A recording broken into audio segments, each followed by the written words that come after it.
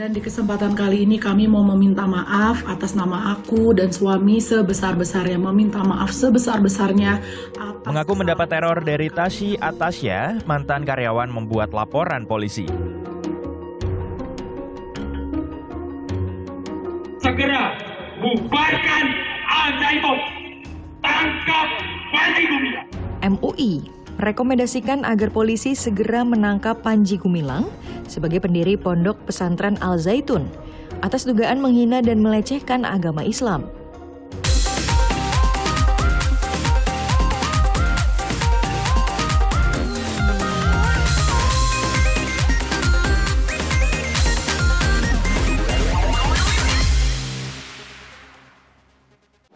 Kesempatan kali ini kami mau meminta maaf atas nama aku dan suami sebesar-besarnya, meminta maaf sebesar-besarnya. Aku jujur benar-benar minta maaf banget. Selebgram dan YouTuber Tasyi Atasya dilaporkan mantan karyawannya ke Polda Metro Jaya pada 21 Juni atas dugaan tindakan tidak menyenangkan. Laporan ini adalah buntut dari rentetan masalah antara mantan karyawan dengan Tasyi. Mantan karyawan Tasyi bahkan merasa kerap mendapat teror. Rumahnya didatangi oleh orang tak dikenal yang memintanya untuk menandatangani surat pernyataan secara paksa. Surat itu berisi permintaan kesepakatan yang menganggap semua masalah antara mantan karyawan dan Tasyi selesai. Presur yang didatangi oleh orang dari Telegram tersebut seperti itu, karena dia merasa terganggu ya. Dari mana mengetahui? Presurnya seperti apa, Pak? Ya presurnya seperti apa? Ya presurnya di kayak apa ya? Kayak mungkin kayak semacam matel ya, dipantengin gitu rumahnya dari pagi sampai malam seperti itu oleh orang yang diduga suruhan dari Telegram tersebut. Perseteruan antara Tasyi Atasya sudah cukup lama berlarut. Korban merasa masih ada kewajiban Tasyi untuk membayar upah kerja yang belum terpenuhi. Awal 1 November. Jadi 1 November itu harusnya bayar gaji kemudian itu 1 Desember kan. Tapi kita baru terima gaji November itu di tanggal 18 Desember.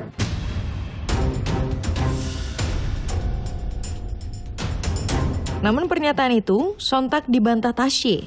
Tasyi menyebut tudingan tak digaji dan teror hanya karangan belaka. Asumsi mereka ada pemaksaan. Bohong. Maksudnya pemaksaan tanda Bohong. tangan atau apa? Saya bahkan ada salah satu yang nggak saya undang datang sendiri malam-malam di luar rumah. Oh, itu berarti Cukup kebohongan itu, Mas. Oh, Cukup. oke. Berarti maksudnya Cukup. Oke. Sudah cukup. Atas pelaporan ini, pihak Tasyi menyebut akan melaporkan balik dengan kasus dugaan fitnah.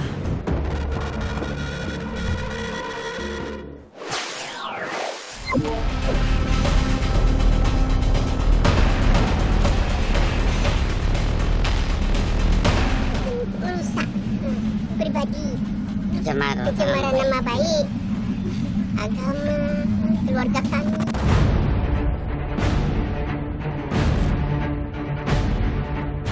Warga Bukit Tinggi, Sumatera Barat digegerkan dengan kasus dugaan inses antara ibu dan anak. Kasus ini pertama kali terkuak dari pernyataan Wali Kota Bukit Tinggi atas dugaan masih adanya perilaku menyimpang. Diduga ada perbuatan salah satu anak di dalamnya itu yang melakukan hubungan dengan ibunya. Lalu saya tanya langsung kepada anak. Si anak menyampaikan hal yang sama dan itu mengagetkan saya. Perbuatan ini harusnya tidak terjadi lagi di tengah masyarakat kami. Itu sekitar 3 bulan yang lalu. Dan sampai saat ini, kasus ini sedang dalam penyelidikan. Belum ada keterangan dari Polresta Bukit Tinggi menyatakan bahwa ini hoax, ini bohong. Belum pernah ada. Namun pihak keluarga yang diduga melakukan inses membantah apa yang disampaikan oleh Erman. Tak terima dengan tuduhan itu, keluarga melaporkan atas dugaan pencemaran nama baik. Pihak keluarga menyebut pelaku yang menceritakan kejadian inses kepada wali kota mengalami gangguan jiwa. Ada isu apa itu namanya? tentang pencemaran nama baik gitu. Inses. Apa Bu katanya, Bu? Anak sendiri berhubungan intim dengan ibunya, ibu kandungnya. Padahal Padahal tidak ada. Sampaikan tadi bahwa sehari ini memang kondisi kejiwaannya memang nggak stabil. Jadi kadang apa yang disampaikannya sekarang 10 menit lagi beda-beda. Jadi kita nggak bisa pegang angka. Pemeriksaan masih terus dilakukan polisi, baik terkait kasus dugaan insest ibu dan anak yang dilaporkan Wali Kota Bukit Tinggi maupun kasus dugaan pencemaran nama baik yang dilaporkan keluarga terduga pelaku.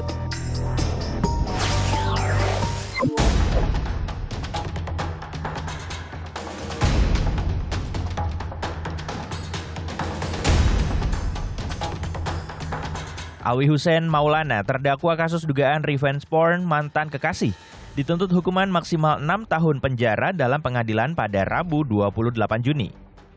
Kasus ini bermula dari ramainya jagat Twitter terkait salah satu korban revenge porn yang dialami seorang mahasiswi asal Pandeglang, Banten.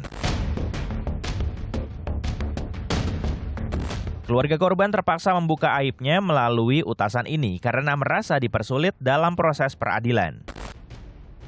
Keluarga menjelaskan awal mula menerima pesan berisi video asusila korban pada 14 Desember 2022. Pada 15 Desember, keluarga kembali menerima telepon dari seorang yang menjelaskan terkait pesan video yang diterima. Keesokan harinya, keluarga korban terkejut karena video tindakan asusila telah tersebar di media sosial. Karena desakan keluarga, korban akhirnya mengakui adanya tindakan asusila, pemerasan, penganiayaan, dan ancaman pembunuhan. Keluarga akhirnya melaporkan kasus ini ke polisi dan pada 21 Februari 2023, pelaku Alwi Hussein Maulana ditahan polisi. Selama proses peradilan, keluarga terkejut karena tiba-tiba sudah memasuki sidang kedua. Keluarga maupun kuasa hukum merasa tidak mendapat informasi mengenai sidang pertama. Lalu di pengadilan, diantar ke kejaksaan oleh jaksa penuntut itu diarahkan untuk kamu maafkan ya gitu ya, kamu tolong ikhlaskan, kamu tolong lebih bijaksana. Apaan? Harusnya yang diceritakan jaksa itu teknis. Nanti begini kamu harus bisa jawab gitu. Nah artinya dari cerita adik kami itu dan kuasa hukum kami melihat ini ada yang nggak benar ini. Anehnya, dalam sidang selanjutnya, keluarga korban juga merasa diusir dari ruang sidang. Keluarga juga merasa mendapat intimidasi dari pihak jaksa. Namun Kejaksaan Tinggi Banten berdalih bahwa apa yang terjadi hanya kesalahpahaman dengan keluarga korban. Katanya diusir dari ruang sidang oleh hakim, dinyatakan tertutup. Sehingga saat sidang semua pengunjung dikeluarkan dari ruang sidang. Itu oleh hakim, bukan oleh jaksa. Usai viral, keluarga akhirnya merasa kasus ini benar-benar diproses secara hukum.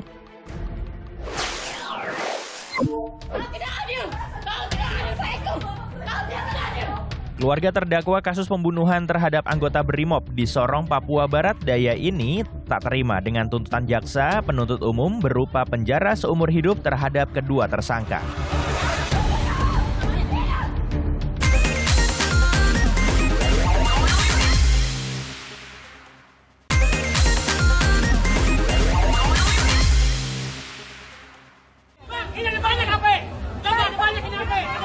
Inilah ekspresi kemarahan seorang pengunjung PRJ yang memergoki aksi pencopetan pelaku.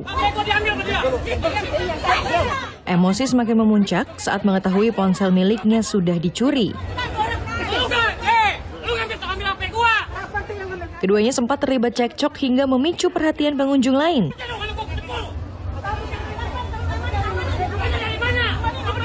Kedua orang yang diduga suami istri ini pun akhirnya diamankan. Dari tangan mereka didapati sejumlah ponsel lain yang diduga merupakan hasil kejahatan.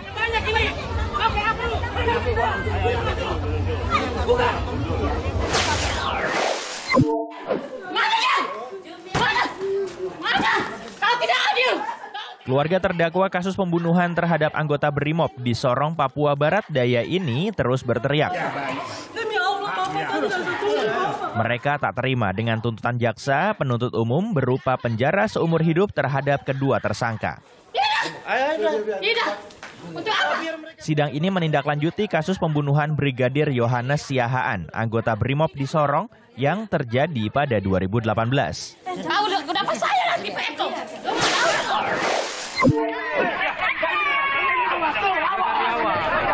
Warga desa Mulyorejo ini memprotes penutupan jalan umum secara sepihak oleh PT Latex Indo Toba Perkasa. Warga sempat bersitegang dengan petugas Satpol PP. Warga juga mempertanyakan soal surat tugas penutupan jalan. Warga juga meminta para petugas Satpol PP untuk meninggalkan lokasi.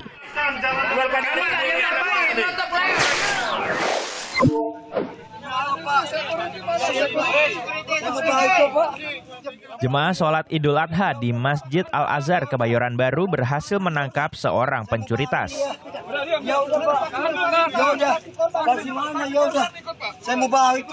Pria ini awalnya berpura-pura sebagai jemaat sholat, namun diam-diam pelaku menggasak tas jamaah lain.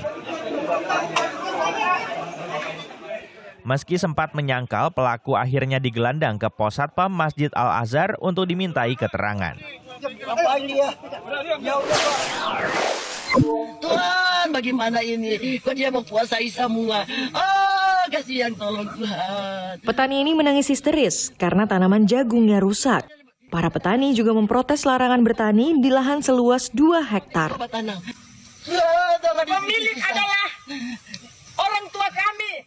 Atas peristiwa ini, para petani mengaku telah melaporkan ke polisi. Kenapa kau tidak kasih tahu tadi? Kenapa?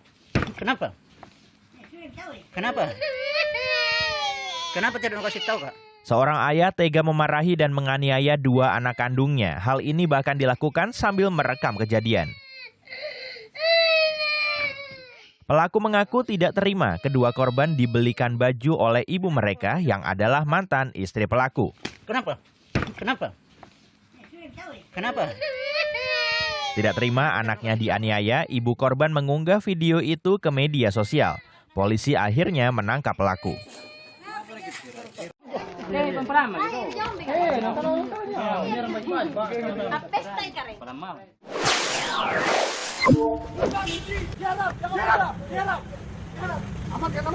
Inilah detik-detik penangkapan seorang kurir sabu di Jalan Sisingamangaraja, Medan. Penangkapan dari Polda Sumatera Utara berhasil menggagalkan peredaran sabu seberat 10 kg. Foto ini narkotika kan? Satu orang pelaku berinisial OR langsung digiring ke kantor polisi untuk mempertanggungjawabkan perbuatannya. Keluarkan, apa ini? Keluarkan.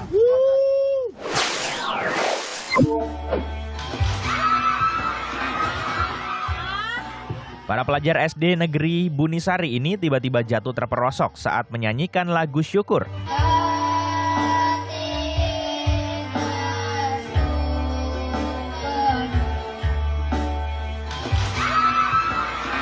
Panggung mendadak ambruk, sedikitnya 30 pelajar pun ikut terjatuh.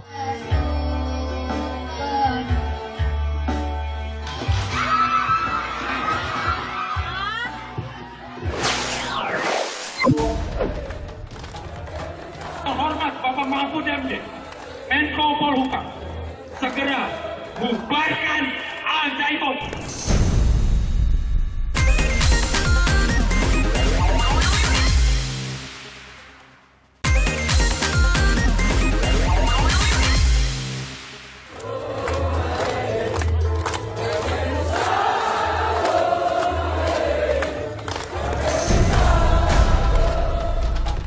Tolong sampaikan kepada yang terhormat Bapak Mahfud MD, Menko Polhukam, segera bubarkan Al-Zaitun, tangkap Panji Gumilang. Unjuk rasa ini meminta pemerintah membubarkan Pondok Pesantren Al-Zaitun karena dinilai bermasalah. Mulai dari dugaan ajaran sesat, dugaan penodaan agama, hingga dugaan tindak pidana.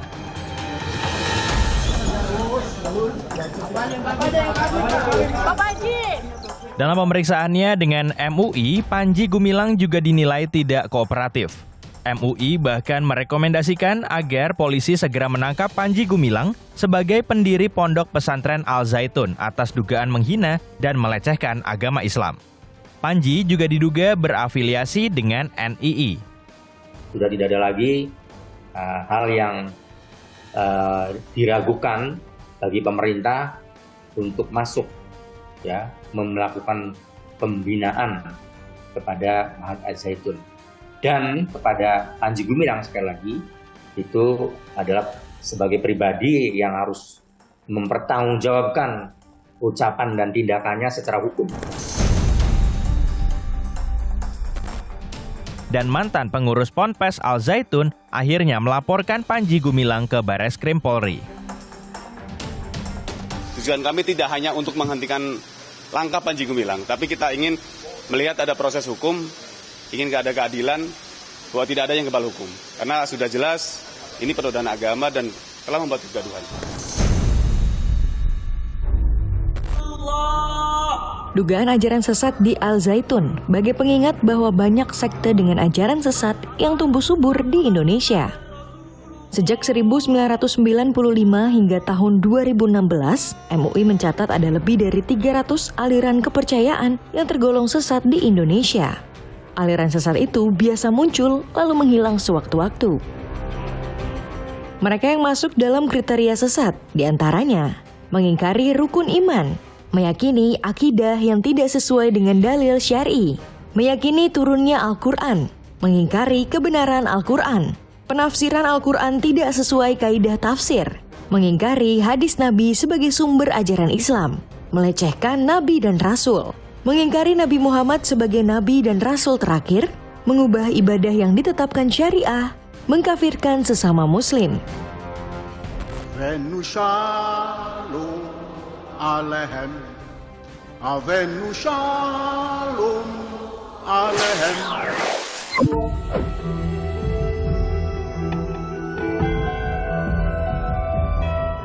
Lia Eden dikenal kontroversial lantaran aliran kepercayaan yang dibagikannya menganut 3 agama samawi, yakni Yudaisme, Kristiani, dan Islam.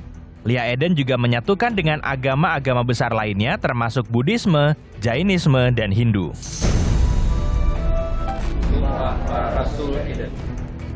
Bermula pada tahun 1997, Lia Eden mengaku mendapat wahyu dari malaikat Jibril. Hal tersebutlah yang menjadi dasar ajarannya.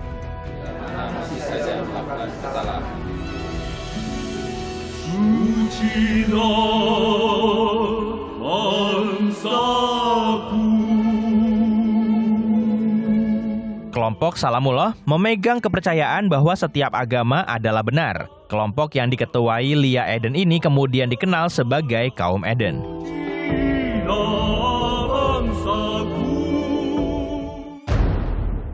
Dalam ajarannya, Lia Eden mengaku sebagai titisan Bunda Maria dan ditugaskan Jibril untuk mengabarkan kedatangan Yesus Kristus ke muka bumi. Lia Eden meyakinkan para pengikutnya bahwa dirinya adalah seorang Imam Mahdi, sosok yang diyakinkan akan menghancurkan kezaliman di akhir zaman. Lia Eden juga menyatakan sholat dalam 2 bahasa adalah sah, menghalalkan konsumsi babi, hingga melakukan ritual nyeleneh. Atas ajarannya yang dianggap menyimpang ini, MUI menilai sekte Lia Eden sebagai sekte sesat. Lia Eden lalu ditangkap atas tuduhan penistaan agama. Lia Eden dipenjara 2 kali. Pada tahun 2006, Lia Eden divonis 2 tahun penjara oleh PN Jakarta Pusat. Pada tahun 2008, Lia Eden dan pengikutnya kembali ditangkap polisi dan divonis 2 tahun 6 bulan penjara.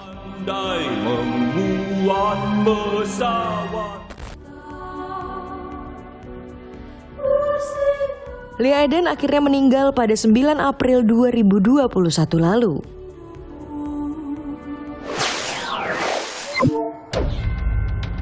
Bismillahirrahmanirrahim. Assalamualaikum warahmatullahi wabarakatuh. Tahun 2018, warga di Serang, Provinsi Banten juga heboh dengan sebuah komunitas yang menyatakan diri sebagai kerajaan baru, namun membungkusnya dengan citra religius. Adalah kerajaan ubur-ubur yang menjadi nama resmi sebuah komunitas keagamaan. Komunitas ini dipimpin Aisyah Tusalamah yang mengaku sebagai jelmaan Nyi Roro Kidul. Selain diduga sesat dan melecehkan agama, pemimpin kerajaan ubur-ubur mengaku bisa menarik harta karun yang berada di sejumlah tempat. Atas kontroversi ini, MUI akhirnya menyatakan sekte yang dipimpin Aisyah Tusalamah sesat dan menyimpang dari ajaran Islam. Kemudian tanggal 13 kita selesai, kemudian tanggal 15 kita rapat. MUI rapat pleno. Semua ahli MUI hadir. Apa yang dipusat dalam rapat? Pertimbangan di dalam rapat ada 5 pernyataan keyakinan dari Aisyah Tusalamah Baiduri Intani sebagai raja kerajaan ubur-ubur itu sesat menyesatkan. Dalam pertemuan dengan polisi, perwakilan MUI Pusat dan perwakilan masyarakat, pemimpin kerajaan ubur-ubur Aisyah Tusalamah mengakui kesalahan tentang keyakinannya. Namun meski telah meminta maaf, polisi tetap melanjutkan proses hukum terhadap Siti Aisyah. Pemimpin kerajaan ubur-ubur ini akhirnya divonis 5 bulan penjara oleh Pengadilan Negeri Serang.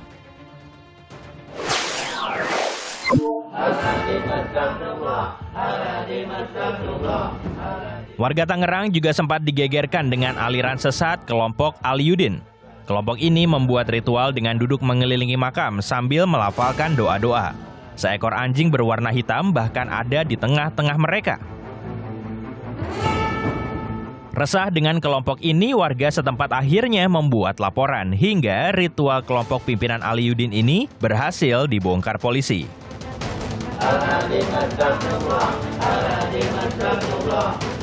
Dari penelusuran ada sebuah ruangan dengan 3 makam di dalamnya. Namun setelah dibongkar, makam itu ternyata palsu.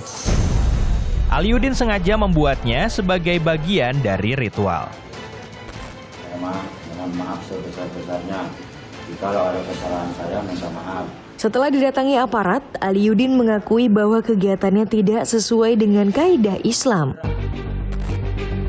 Meski terbukti melakukan aktivitas menyimpang, namun MUI menyatakan apa yang dilakukan sekelompok orang ini bukanlah aliran sesat. Mereka justru dianggap perlu mendapat pendampingan agama agar tak lagi menyimpang dan melakukan kajian sesuai ajaran agama Islam. Informasi tadi mengakhiri Pop News hari ini. Jangan lupa tetap saksikan Pop News setiap hari Sabtu dan Minggu pukul 9:30 waktu Indonesia bagian Barat. Tentunya hanya di Kompas TV. Terima kasih dan sampai jumpa.